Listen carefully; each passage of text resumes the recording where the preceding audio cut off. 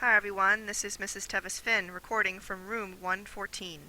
Welcome to our screencast on World War II and Japanese Americans. So please turn to your guided notes, and before we get to the reflection, I would like you guys to think about the Pearl Harbor attack and how deliberate and calculated it was, the death toll, how it targeted places like Battleship Row, the barracks, Schofield Barracks, and Wheeler Airfield. So keep that in mind as we now turn to the first part of the reflection asks you to define hysteria and what causes it. So there's no right or wrong answer. So you guys can pause this as you work on your reflection. The next thing I want you guys to put down is, is hysteria ever warranted? Why or why not? So besides 9/11, I would like you guys to come up with some other examples. See if you can come up with 3 of when the U.S. has fallen victim to hysteria. So anything in U.S. history that you guys can remember. And I do want your position here. So I want you guys to pick a side. Should some people's rights be compromised in order to protect the country as a whole? So please state your position there. We'll be going over these in your groups, but we'll do this together. I want you guys to think about, how should the U.S. now protect itself after this Pearl Harbor attack. So we'll definitely design a plan in your groups tomorrow. So let's get right into number 2. I'm going to try to fix this image a little bit, but the top says we're going to have to slap the dirty little Jap. Alright, I just fixed the screen. So I want you guys to look at this. This is a record cover from the era, and I want you to describe the image. So really look at it carefully and how are the Japanese portrayed.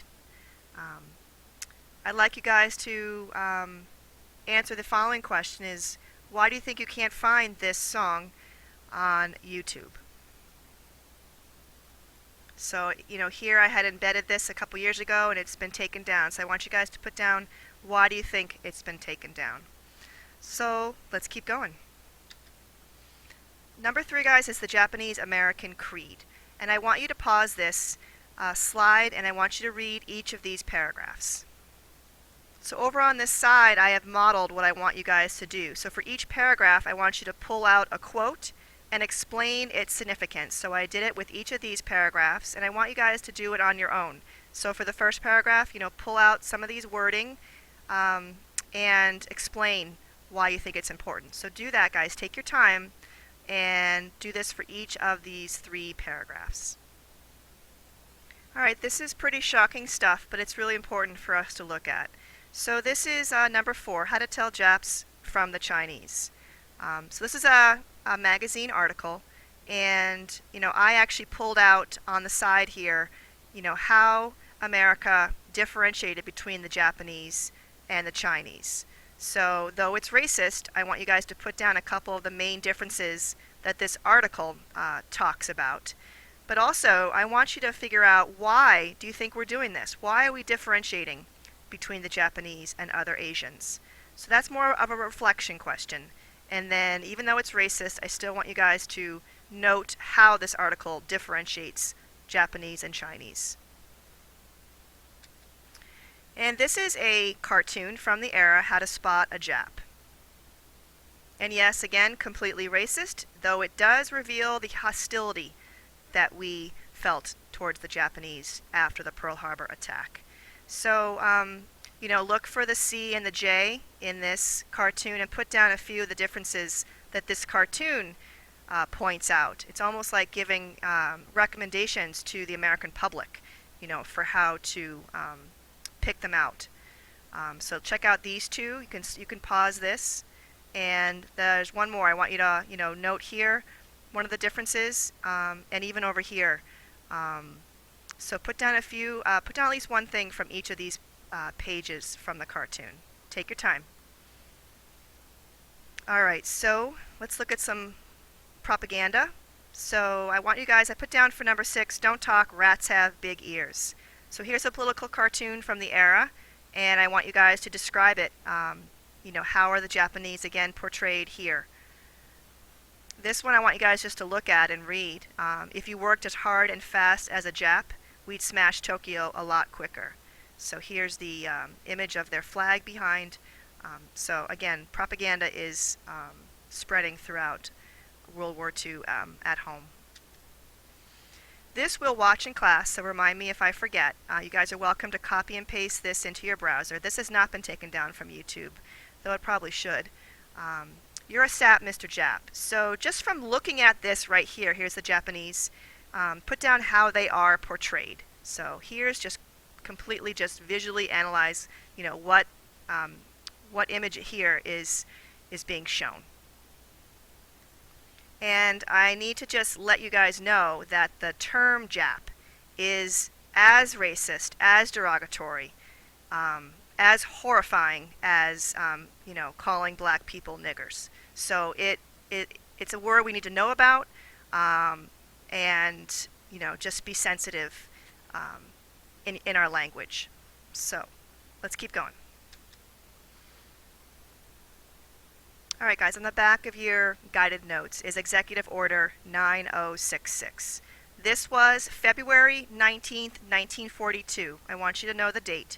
FDR signs this. This is his executive branch. It's his power. And what it does, guys, please put down, it makes the War Department declare any part of America a military zone, and then to remove people from that zone. So it gives the War Department, the power to both declare America a military zone and to remove its people from that zone. His name got cut off, but I put it down underneath number 8. It's General John L. DeWitt. He is in charge of these relocation camps, the mass removal of Japanese Americans from the West Coast. All right, guys, so for number 9, I really want you just to look at some of these images. So these relocation camps were more like barracks, and they were in the desert. I'll show you a picture soon of the barbed wire that they used. Very desolate, very bleak. Here's the children packing up their belongings. They only could take what they could carry. They had to leave their stores behind. I have here some clips which we'll watch in class, which is basically the U.S. government providing very upbeat propaganda to justify these camps. And it shows, how happy the Japanese were to go. It shows how they were democratic. They allowed them to have their own local government. So this has been called the worst single wholesale violation of civil liberties of American citizens in our history. Number 10, I have a question for you. Was this violation of civil liberties justified? And FDR believed it was. So for number 10, I want you to put down the facts he was dealing with. 4 days after 9066 was signed, a Japanese sub surfaced near Santa Barbara, California, and shelled an oil refinery. And even later on that year, that September, Japanese planes twice dropped bombs in Oregon's forest. So another attack certainly seemed imminent. So just to recap, guys, for number 10, please put down, about the Japanese sub and the Japanese planes. So actually here is a great map to show you where these relocation centers were. Notice that they're away from the coast because that's where they were afraid of being attacked. And here you can kind of see the housing. And here's just some more photos. Fort Minor was nicknamed Camp Kenji. And here you can see the barbed wire fencing. And here's more pictures of their barracks and eating family style. This is a picture, remember, from the Great Depression that showed some of the racism that was already there even before Pearl Harbor. All right, guys, number 11 is Fred Korematsu. I want you to know his name. He is just as important as knowing Rosa Parks. So you need to know that he refused to leave his home when Executive Order 9066 was put out. He refused and was arrested and found guilty. And so in his conviction, he brought his case, for an appeal, and it went all the way to the Supreme Court. And there was a 6-3 decision that upheld his conviction, so his civil rights were denied by the Supreme Court. The Supreme Court pretty much cited that wartime necessity overruled his rights. So, this discrimination that was based on his race was justified because of war. Here's two really great pictures. Here's Fred during the 1940s with his family. His family was forced to leave. He stayed behind.